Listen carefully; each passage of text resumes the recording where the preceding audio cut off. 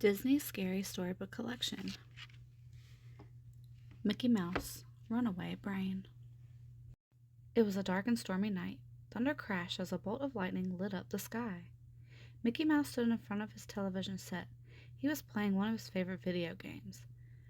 "I'm gonna finish him off. Take that and that," Mickey yelled at the screen, punching the buttons on the controller. "Catch one of these." Mickey's excitement was contagious. His faithful dog Pluto raced around the room barking up a storm.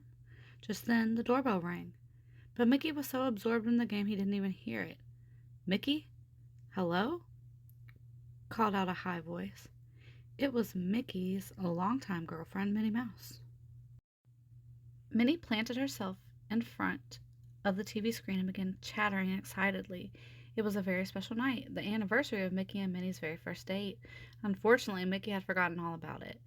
"Minnie, you're trying to get me killed," Mickey cried, diving past Minnie so he could see the screen and defend himself against the video villains. Minnie's smile faded. How could Mickey forget about the most romantic day of their lives? It was unthinkable. "Ooh, well, from now on, you can date your stupid video games," Minnie said in a huff. Uh-oh, thought Mickey. He hated to upset Minnie. He had to think of a way to set things right. Just then, Mickey spotted an ad in the newspaper. It was for a free game of miniature golf. "I've got everything planned. You see, I was saving it for a surprise," he told Minnie, holding up the paper. Ta-da! Reluctantly, Minnie peeked at the paper. She saw an ad, but it wasn't for miniature golf. It was for a Hawaiian cruise. Minnie thought Mickey was taking her on an exotic vacation. "Oh, Mickey, you're so sweet," she guessed, giving him a kiss and skipping out the door. Mickey's jaw hit the ground when he had realized what had happened. He couldn't disappoint Minnie, but how would he pay for a Hawaiian cruise? Luckily, Pluto had an idea.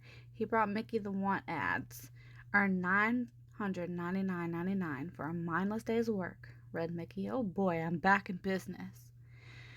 With his newspaper in hand, Mickey went in search of the address. 1313 Lobotomy Lane. It wasn't long before he reached a tall, dark building. "This is it," said Mickey, double-checking the address in the paper. He quickly slipped on a tie and rang the doorbell. Suddenly, Mickey fell through a trapdoor in the front step. Down, down, down, Mickey tumbled through a long, dark chute. Finally, he landed in a chair. Snap! A metal clamp closed over his left arm. Snap! Another one closed over his right arm. Mickey looked around, and he was in some kind of strange laboratory. Just then, a mad scientist in a lab coat swung down from the rafters, staring at Mickey. "Dr. Frankenolly, at your service," he said in a raspy voice. "You're here for the job, no," Mickey said. He gulped. This wasn't exactly a job he had in mind, but Dr. Frankenolly wouldn't take no for an answer. "Let me introduce your coworker," the doctor said, hitting a switch. "I made him myself." Within minutes, an enormous snarling monster emerged from a hole in the floor. "Yeah!" Mickey screamed. The doctor stuck a helmet on Mickey's head. Julius, baby," Dr. Frankenolly said to the monster. "Daddy's found you a brand new brain." Mickey couldn't believe his ears. Dr. Frankenolly was going to put his brain in the monster's body. Suddenly, the doctor pulled a lever. Zap! Sparks flew through the air. "Oh my gosh, I'm not myself," said Mickey after the dust settled. His brain was in the body of the monster, and the monster's brain was in Mickey's body. "That crazy gizmo really worked," cried Mickey. He tried to explain everything to the monster. You monster, me Mickey Mouse," he said, pulling out his wallet and pointing. "There's me next to my girlfriend, Minnie." The monster fell in love with the picture of Minnie.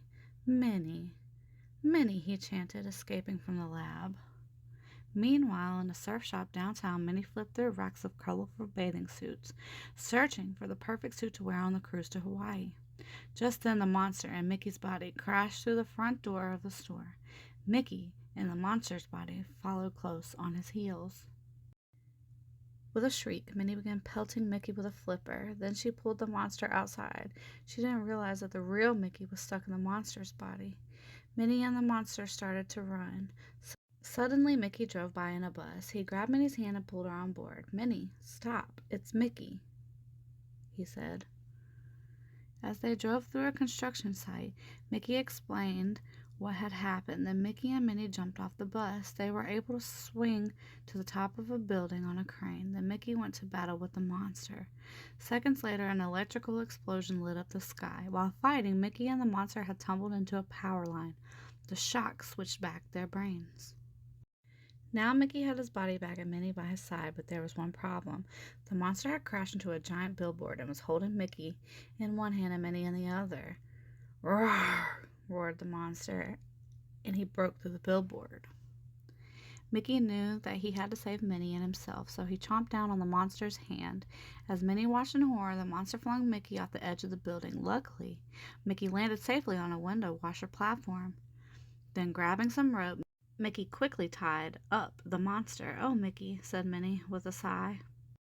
Later that day, Mickey and Minnie set sail for Hawaii, the cruise that didn't cost Mickey one penny. That's because the monster towed them the whole way.